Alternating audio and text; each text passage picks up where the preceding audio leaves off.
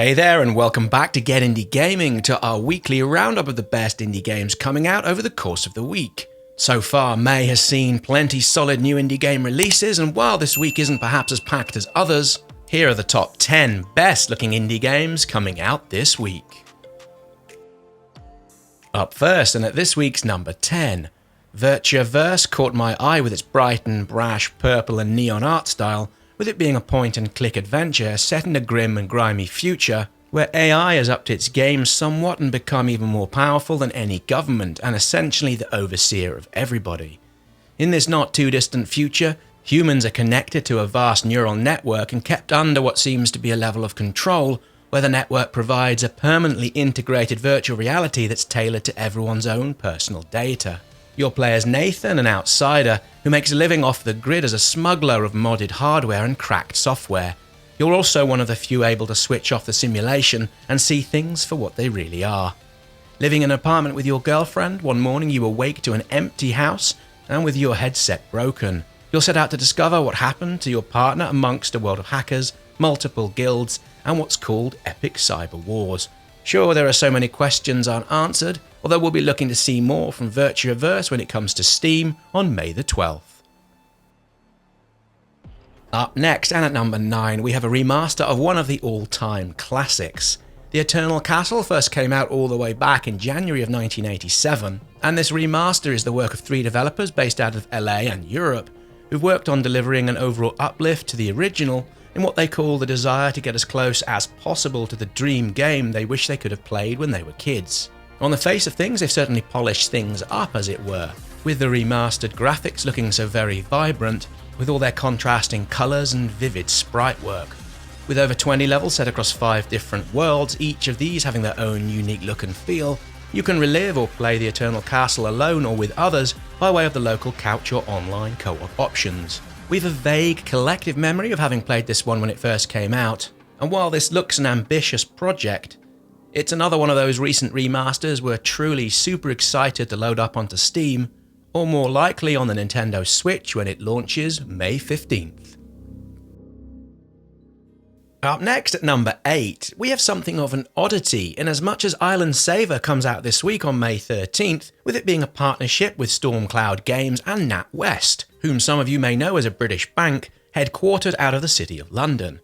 It's the bank's first venture into video games, with Island Saver aiming to harness children's enthusiasm for video games, with it being an opportunity to teach and pass over hints and tips on reasonable money management. The bank goes on to say, while they've provided classroom-based financial education for more than 25 years, this new tool can provide something new where life lessons and financial upskilling can be undertaken through play. Sure, we can see and hear the eye rolls of the cynics, and yes, we're certainly aware of the underlying nature of the banking for profit market, although in this case, with the lively and cute-looking characters and gameplay, it's something we thought worth showing in our weekly rundown video. Island Saver will release later this week worldwide on the Nintendo eShop.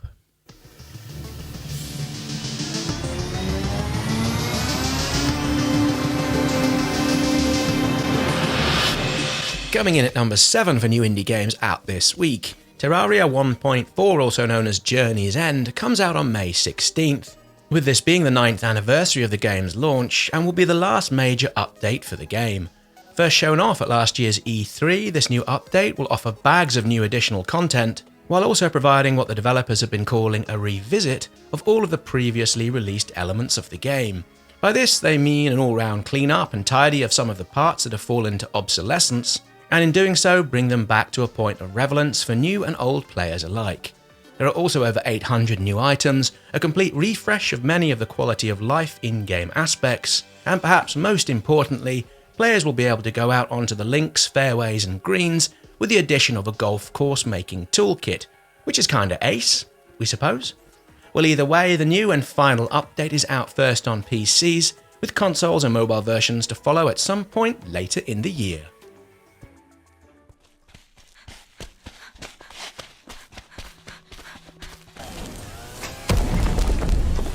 Moving onwards in this rundown, and at number 6 we have Psy, which is a third-person action game where it explores Celtic folklore and deforestation.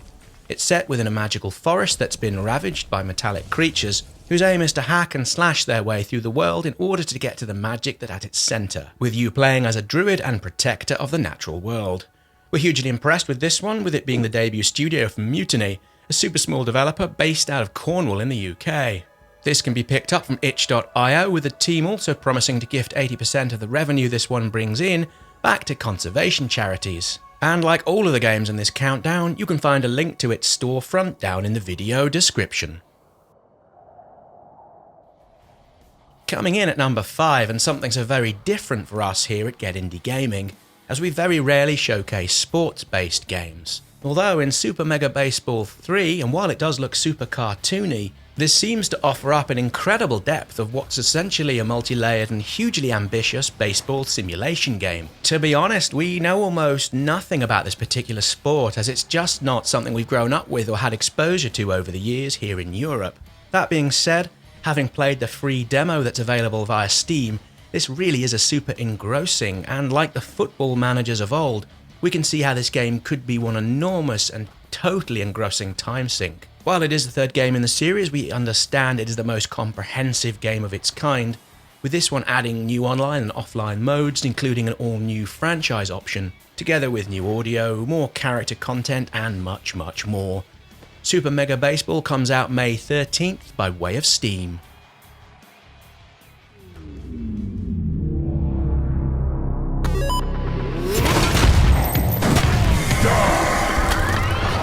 Enter a future where crime rules the streets.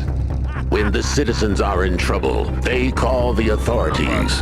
When the authorities are in trouble, they call the bounty hunters. Up next, and this week's number 4, we have Huntdown, which is due out the day this video goes live, May the 12th. Now this one gives us so many pangs and feelings of the days way back when we spent Saturday afternoons in the arcades with a bag full of coins, and that was pretty much the zenith of the entire week.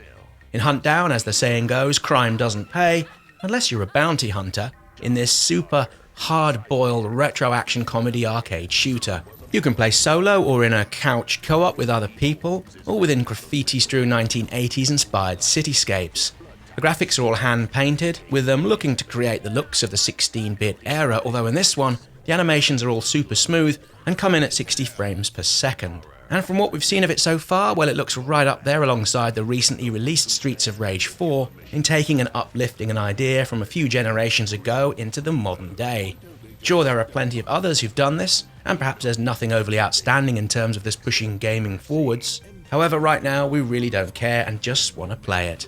Huntdown comes out May 12th and has an Epic exclusive for 1 year, with it also coming to the Switch, PlayStation 4 and the Xbox One.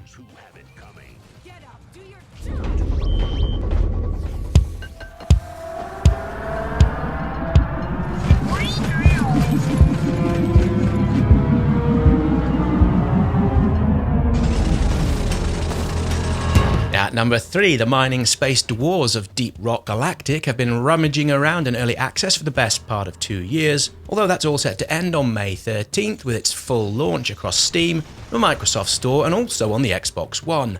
It's already been a hugely successful project for Coffee Stain Publishing, with it having racked up over 1 million units sold during the early access period. While much of the game has come about as the developers intended, the run-up to the full launch has seen them say there are also many new factors and things within the 1.0 version they hadn't imagined when they began, with many of these having come out of the community during the EA. In any case, Deep Rock Galactic is hugely entertaining, and as far as first-person shooters go, this really does require teamwork in order to obtain a successful outcome. It's also another great-looking game, and one where the procedural generation always feels to add rather than hinder the overall experience. Deep Rock Galactic is looking and sounding superb, with it also coming with nearly an hour's worth of original in-game music, and perhaps will be one of the better examples of early access to full game success stories.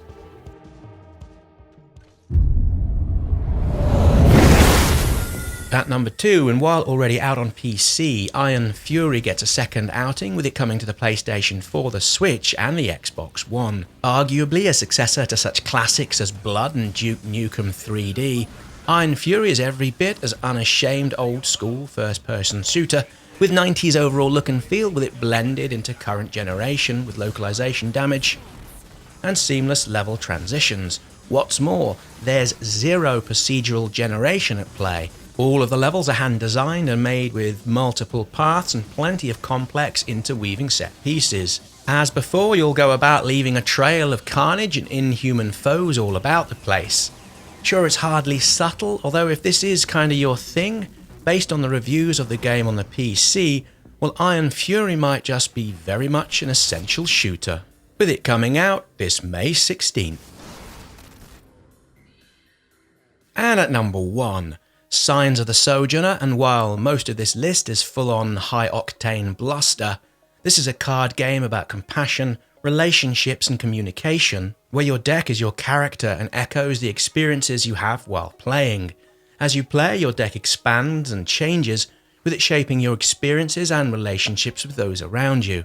Different decks lead to different narrative paths, as your cards impact your ability to communicate with others, with you figuring out what sort of person you want to be and how you want to be seen and relate to others. It's full of hopefulness and compassion, with the ending being the sum of every card played and decisions you've taken. It really is magical, and with a hand-drawn environments and pared back but beautiful soundtrack, it could very well be what many people are looking for right now.